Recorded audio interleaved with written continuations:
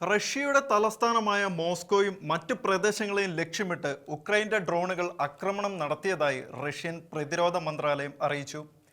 അക്രമത്തിൽ 3 പേർ കൊല്ലപ്പെടുകയും 17ഓളം പേർക്ക് പരിക്കേൽക്കുകയും ചെയ്തു.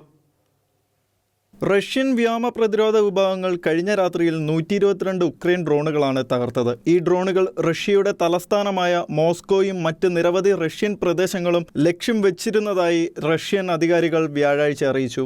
മോസ്കോയുടെ നേർക്ക് വന്ന 3 ഡ്രോണുകൾ ഉൾപ്പെടെ ഉക്രൈന്റെ പകുതിയോളം ഡ്രോണുകൾ നശിപ്പിക്കാൻ സാധിച്ചുവെന്നും റഷ്യൻ പ്രതിരോധ മന്ത്രാലയം അറിയിച്ചു. ബുധനാഴ്ച ബെൽഗറോഡ് മേഖലയിൽ ഉക്രൈനിയൻ ഡ്രോൺ ആക്രമണത്തിൽ 3 പേർ കൊല്ലപ്പെടുകയും 17ഓളം പേർക്ക് പരിക്കേൽക്കുകയും ചെയ്തു. ഉക്രൈന് ശക്തമായി തന്നെ തിരിച്ചടി നൽകിയെന്ന് റഷ്യ പ്രതികരിച്ചു. ഉക്രൈൻ പ്രസിഡന്റായ വ്ളോഡിമിർ സെലൻസ്കിയുടെ ജന്മനാടായ കൈവ്റിച്ച്ലേക്ക് വലിയ തോതിൽ കാമിക്കാസി ഡ്രോൺ ആക്രമണം നടന്നതായി ഉക്രൈൻ അധികൃതർ സ്ഥിരീകരിച്ചിട്ടുണ്ട്. ആക്രമണം ജൂലൈ 16 രാത്രി ആരംഭിച്ച് 17 പുലർച്ചയോടുകൂടി ശക്തമായി എന്നും റിപ്പോർട്ടുകളുണ്ട്. യുദ്ധം 4ാം വർഷത്തിലേക്ക് കടക്കുമ്പോൾ ഇരുവശത്തു നിന്നുള്ള അക്രമങ്ങളും അതേ തുടർന്നുള്ള നാശനഷ്ടങ്ങളും വർദ്ധിച്ചു വരികയാണ്.